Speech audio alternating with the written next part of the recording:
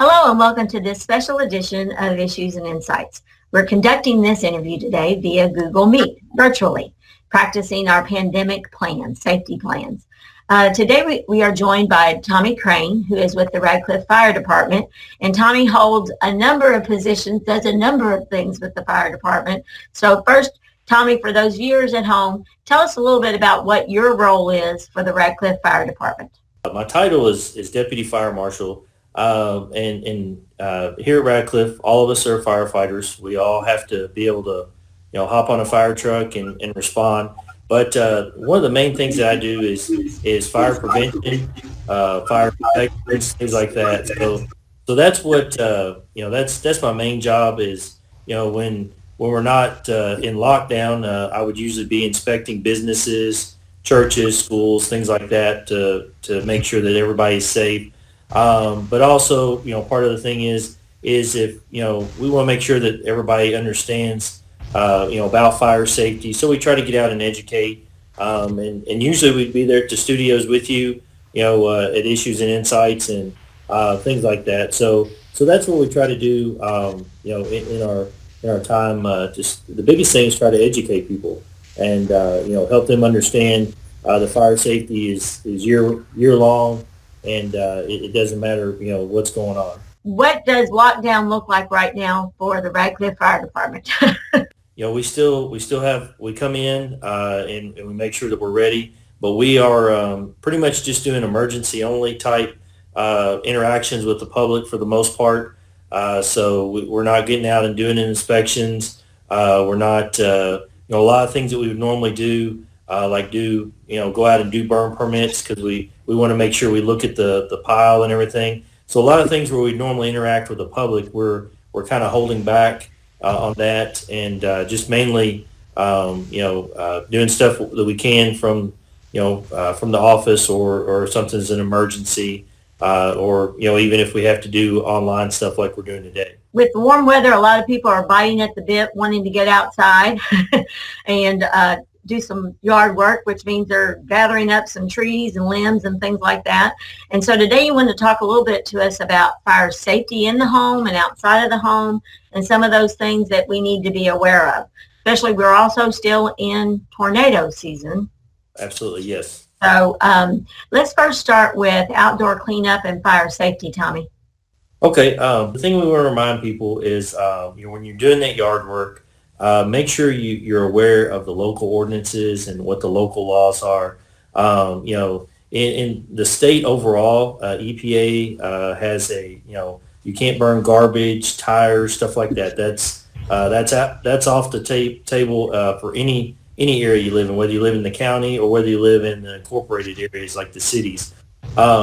But also, like E-Town and Radcliffe both have burn ordinances, so they are a little different. So you want to make sure usually you can go, like Radcliffe, you can go to our website and you can actually click under the ordinances and you can see what's allowed, what's not. You do have to have a burn permit here in Radcliffe in order to, and then we check and make sure you meet those requirements. The cool thing about living in the city is that we do limb and leaf pickup, so you don't have to burn that stuff. And also during April is actually our spring cleanup here in Radcliffe, and I believe E-Town also does one as well, where the city will actually pick up other items that normally might be too big or might not be accepted in the normal garbage. So it's important to check with the Public Works and make sure that they tell you what to do, what you can put out. So that helps as well. So for people doing spring cleaning, plus a lot of people at home right now, looking for things to do. That's a great time to go around and clean up things. If you do burn, even if you're doing like a burn pit, like say a small campfire in the backyard, things like that are allowed. You have to make sure that it is contained. You do have a water hose, things like that. But at home with the family, you want to do maybe like just a little small, a fire in a burn pit with the family outside. Those things are allowed, but if it's a bonfire and nobody can get within several feet of it, then we know that's not a recreational burn, as we call it. If you are in the county, make sure that you're at least 150 feet away from a wooded area, that you have a way to put the fire out, and that you always stay with the fire. You remind people, no matter if it is something like a small family a time or something where you're doing yard cleaning, always stay with the fire. Always check the wind conditions. If it's real windy, that can cause the fire to spread and get out of control. And if you live in the county, make sure that you call 911 dispatch so that they're aware that there is a controlled burn going on. We want to make sure that everybody's aware so that there's nobody gets caught off guard. But like I said, remember that in the cities there are requirements of what you can and can't do, and always check with your local fire department to see where you live and what's allowed, so you don't have to risk getting in trouble on the enforcement side of it. Now let's move into the home. You all did have a recent tragedy where a home caught fire, and you had to work that on Easter Sunday. What are some things that people need to know this year about their home? Know your fire escape plan. Make sure everybody in the house knows that plan. Where are you going to meet if there's a fire? If it happens in the middle of the night, where's our safety place? Make sure that you check and clean those smoke alarms, your carbon monoxide detectors. It is important because it's spring. Sometimes you have cool evenings. You're still going to use the furnace, things like that, the fireplace. Make sure you go around the home, and kind of check and see how things are plugged in. The cords should not, your cords for your devices, your lamps and stuff, they should not be run under a rug or even underneath furniture where they can get damaged. Or, a lot of people forget that electricity builds up heat. So while that electricity is running through that cord, it's building up heat. If you have an outlet, maybe you've got a couch in front of that outlet and you've got things plugged in behind it. Another thing is to make sure you have enough space there. If that couch gets pushed back, or that chair or a piece of furniture gets pushed back against that outlet and that plug, it might not cause a fire immediately, but over time, when things aren't connected right with electrical, it builds up resistance, and sometime in the future it could start a fire. What I recommend to people is maybe put some blocks of wood behind the feet or behind the piece of furniture so it can only move back so far. That's a good thing to do. That keeps that space there. So if somebody sits down and moves the chair a little bit or moves the couch, it's not going to go back any further than the block of wood. Extension cords should only be used for temporary use. Just when you're using some tools or something like that, or if you do have a power outage and you need to use your generator for a little bit. But extension cords should not be used for permanent use. Try to plug everything into the outlet if you can. If not, use a listed power strip that has that protection, like overload and surge protection, to protect your devices, and they have that extra safety feature there. Another thing with spring cleaning, we always remind people, clean your clothes dryer. We've had clothes dryer fires before. That lint builds up. Take a vacuum cleaner, clean it out real good. Clean the main filter every time you dry clothes. But also, take a vacuum cleaner hose and kind of clean in around there. And even check the outside where the dryer vent exhausts. Sometimes over time, they get damaged, or that's a really popular spot for wasps or birds to build nests. We found that before. Make sure, check behind the dryer, refrigerators, freezers, furnaces, water heaters, any of those things where there's a motor or there's the potential for that heat to build up. You want to make sure that can breathe. Clean out behind there. Dryers, a lot of times you have a sock or a washcloth or something that falls behind the dryer. Make sure that you get that, because they build up heat and they need to have that space so it can cool. So that's some things to remember there. What about in the kitchen? What should you worry about in the kitchen? We were talking with people being home. A lot of people, might be taking this opportunity to, brush up on their cooking. And, a lot of people will probably be cooking and eating in more, since, you can't go out to dine out unless you go through drive-through. So cooking safety, we remind people, if you've got a pot or a pan, make sure that you keep the lid close by, or even a cookie sheet, something that you can cover that pan if there is a fire, and you can smother the fire. Always stay in the kitchen when you're cooking, anything on the stove. Anything you've got on the stovetop, just make sure if it's boiling or frying or anything like that, that you make sure you keep an eye on it. If there is a fire, then that's where you can use that lid or that cookie sheet to cover the fire, and then reach over and turn the burner off, and that'll take care of the fire. Never use water or flour to try to put the fire out. That can just spread it. And don't try to pick up the pan and carry it outside. You risk, if you stumble or you tilt it the wrong way, then you could spill it, causing severe burns, or even you could spread the fire even, because then you'd be moving it around. We remind people, keep the area of the stove, around the stove, keep it free from clutter like paper towels, dish towels, hot pad holders, anything that could burn pretty easy. And if there is a fire, say in your oven or your microwave, best thing there is just keep the door closed and turn the heat off, because they're designed to kind of contain everything. So those are some things to remember. Make sure that if you have kids around, they want to help out. Make sure you're remind them to be careful around with hot food, especially if it's in the microwave. It has hot and cold spots. Just remind them of that. Especially little kids, pets. Try to keep them, kind of have that pet-free zone around the kitchen. So those are some things to remember there too. What about some safety equipment that people should have around their house, like fire extinguishers? It is good to have a fire extinguisher. The important thing to remember is just kind of go over the instructions on your fire extinguisher. Maybe even watch. There are some good training videos. Make sure that it's a legitimate site that you're watching. But a fire extinguisher is a handy device.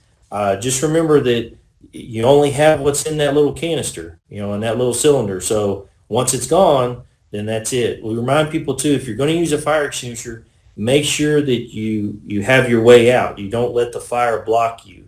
Or if, a fire extinguisher is handy, if your way out is blocked, you can knock the fire down.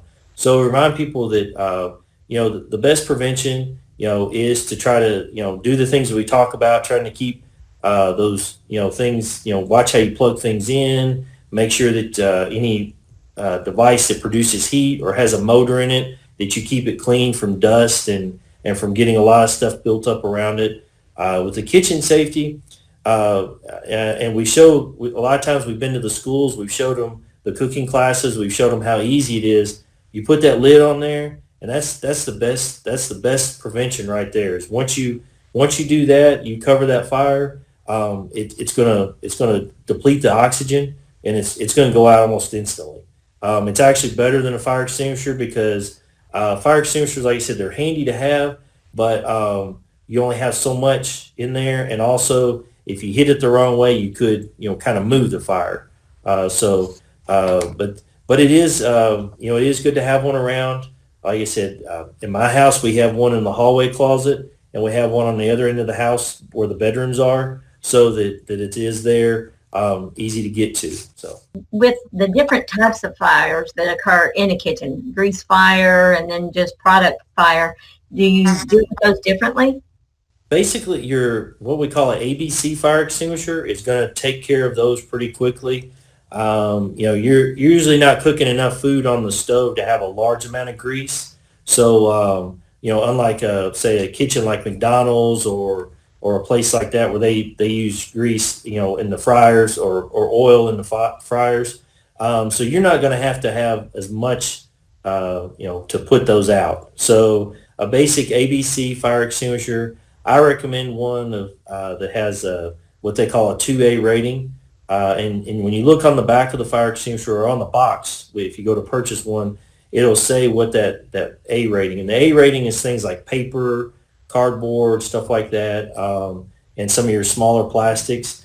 Your B rating would be like your liquid fires, like your grease and gasoline. And then the C is your electrical. So that's why you want that ABC. So if you do have something that is electrical that's on fire, you don't want to put water on it either, because the electrocution concern. But the ABC is a good basic, and you can get them at any of your hardware stores, even Walmart. And it's even good to have one in your car as well. So what about when individuals are working outside, they're using a ladder? What about utility lines, things like that? Is that something they should be really concerned with? Yes, with being outside, with you're working outside close to power lines. Make sure that you're careful. Watch where your ladder is. A lot of your newer homes, your utilities come in underground, but with older homes like my home, utilities come in close to the roof, and then they come down. So you always watch where your ladder is. If you're using a ladder, it's always good to have if you can, have somebody at the base of the ladder to make sure it doesn't slide or move on you.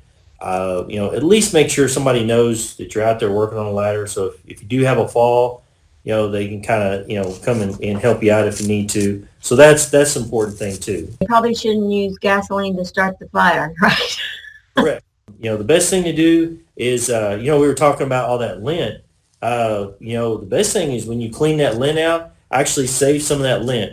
Lint will ignite very rapidly. So use some lint, maybe some newspaper, and make sure your wood and everything is dried. And I tell you, the lint is great for helping start a fire. Moved into severe weather preparedness, and of course, this area has seen some very serious tornadoes and windstorms and things along that line. Tell us a little bit about that, Tommy. We're in lockdown, and we've got the COVID-19 that we're worried about. The weather doesn't care about any viruses or anything like that. So this is still spring in Kentucky. Not only do we have to worry about allergies, but we have to worry about thunderstorms, and the strong winds and the potential of tornadoes as well. So make sure that you watch the local news and weather. Stay up to date on that. There's a lot of weather apps now that are handy. Those weather apps will have alerts on them that you can get just for your area. Remember to stay inside during thunderstorms. If the tornado warning is in effect, go to a basement or an interior room like a bathroom or something that has no windows, and check with local government. A lot of times there are designated storm shelters. I know like Muldrow has one. Radcliffe, we have the fire station basement here, and in Vine Grove they have a designated shelter for that as well. Invest in a good weather radio. The one that has battery backup, so if you do lose your power, you still got that warning. And also, the weather radios now are nice because you can program it just for your county, so you don't have to listen to everybody else like you used to. So that's good. Keep a flashlight with spare batteries handy, because if you lose power and it's in the middle of the night, you're going to want to be able to see what you're doing. And use that. We prefer that instead of candles. Because just the fire safety there. If you see down power lines after a storm, stay at least 35 feet away. And if you're in doubt, just stay away from it anyway. Even if it's a telephone line, just stay away. 35 feet is the recommended distance from the electrical safety people. Make sure your cell phone's charged. Maybe invest in a battery pack that they have where you can plug your cell phones in and charge them. Make sure you have some supplies, maybe some bottled water, some canned food for each person for about 3 days. Because if we have a major storm, it's going to put a lot of tax. It's going to tax the fire and police and all of those. So it may be a little while. Electrical, may take a while to get lines back up and running. So make sure that you have a list of your medications. Try to keep them a few days in advance so that you don't run out for refills, and make sure you have a list of emergency contacts. Maybe a couple of people that even live out of state or out of the area that you may have to contact for help. What should people look for when there's a possibility of floods? Talk about remembering with floods. Most people, if you live in an area that is prone to flooding, just take those precautions. Try to be preemptive. And be proactive in what you're doing. That's and there are things when flash floods happen. Sometimes those kind of catch you off guard. But especially if you're out driving, don't go across an area that's flooded. You don't know how deep that water is, so don't take the risk. It doesn't take a lot of moving water to take away a vehicle, and especially if you're, watch, with people getting outside and stuff more, and maybe, you want to go down to the river and, kayak or canoe. Make sure that you watch the river levels. The more water and the faster that water's moving, it's harder to control, what you're doing with and especially a lot of times after a storm, there's more debris in the river. So those are things you have to watch out for safety wise. But with flooding, the big thing is most of the time what we have in this area is people will, they'll try to drive through a flooded roadway and not know how deep it is. The car could stall out. It could get washed off the road. So those are things you want to make sure of if there's a lot of rainfall. If a tornado is occurring or severe weather, don't be outside trying to be a videographer of the year, right? Absolutely. We don't want you because even though you might not be in the center of the tornado, there are still, the winds are going to blow a lot of stuff around. It may make you famous on YouTube, but you don't want to risk your life just to be, you get those few minutes of fame. Especially in our schools, I usually see the Radcliffe Fire Department out and about doing a lot of career fairs and answering questions and talking about careers available in the fire department. And I know you probably really miss having that contact with those elementary kids nowadays. We also, a lot of times during the spring, they have their field days. We also have a inflatable slide that we've taken to the field days. It's a good public relations tool, and the kids love that. And career days, we like to get out and talk to. It is a field where we remind kids just stay focused on your learning. It's one of those things where it's an exciting field. We train you on a lot of the things that you need to learn, but you want to make sure that you learn your basics, the math, and things like that, where you don't have to be a rocket scientist, but you want to make sure there are some mechanical things that we have to learn, like when we're pumping water, different formulas and stuff. But it is an exciting career, and we do miss kind of getting out and being with the public.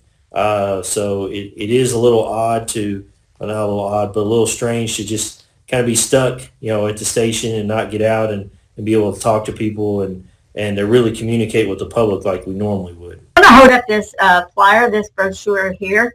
Yes. Is this available for individuals, and where can they get that? There's a really cool website called Safe Kids Worldwide, and what that flyer that I sent you has a lot of good information on it. It covers just things for people to remember, for parents to remember at home, because they're kind of trapped with those kids for a little while, and and if you have kids of different ages, there's things to remember about, medicines. Talks about chemicals, making sure chemicals, cleaning chemicals, things like that are stored out of reach of children, and medicines that are dangerous, in excessive amounts, and even medicines and vitamins that you take every day. If you eat too much of those or you take too many of those could cause problems as well. It's still a little early for swimming, but getting those pools ready, make sure there's pool safety that they've got covered. And even stuff about remember, if you've got stairs, safety gates. Remember to keep an eye on young kids. They're out playing. The weather's really nice. They want to get out. They want to play. Make sure that remind them just basic safety rules around the house, or just when you're crossing the street, look left, right, left. Make sure that you try to make eye contact, and with the drivers of the cars to make sure that they see you. That's good rule of thumb for anybody that's has to cross the street. No distracted walking when you're I know as kids get older, they love those to have their earbuds in and be listening to some music or talking to their friends. So really, when you're crossing the street or you're going to be close to the street, make sure that you can hear, the cars, approaching cars, and that you're paying attention to those vehicles as well. And that doesn't just go for young people. I've seen adults that'll be walking across the street and they'll be looking at their phone and not even paying attention that there's cars coming. So it's not just the driver that has to be attentive. It has to be the person that's using the crosswalk or wherever they are crossing. It takes both parties, the pedestrian as well as the driver, to make sure that they're aware. So that's something to remember. With kids, I love riding my bicycle. My kids like riding their bicycles. So it's important to have a helmet that fits properly, that's not too loose. Make sure that the bike is in good shape. Chains aren't too loose. The brakes are working well. And same way if they're skating or using a scooter, just basic things like that. But definitely wear that bicycle helmet. I've talked to a lot of people that have had and you wouldn't think a bicycle wreck would be that big of a deal, but they've hit their head and the helmet's what kept them from having a serious injury. The only other thing that I could really think of, we were talking about fire safety, is with it being warm weather, a lot of people are grilling out more, especially like we talked about, since they can't go out and eat as much. The grills have been people have been using grills. Remember, keep your grill about 10, 15 feet away from your house, including any overhangs. Don't light it up in your garage or on your porch. People forget about the radiant heat. I actually had a neighbor that melted the siding on his house because he had his gas grill too close. So remember that. Remember, make sure that the gas tank is hooked up securely. That your hoses, they're in good shape. Your connections are good and tight.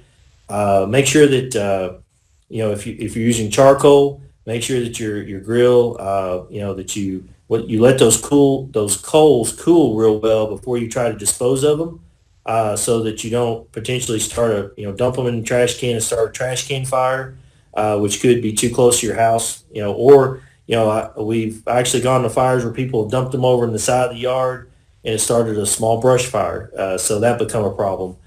So make sure that if you're using charcoal, the coals are cool.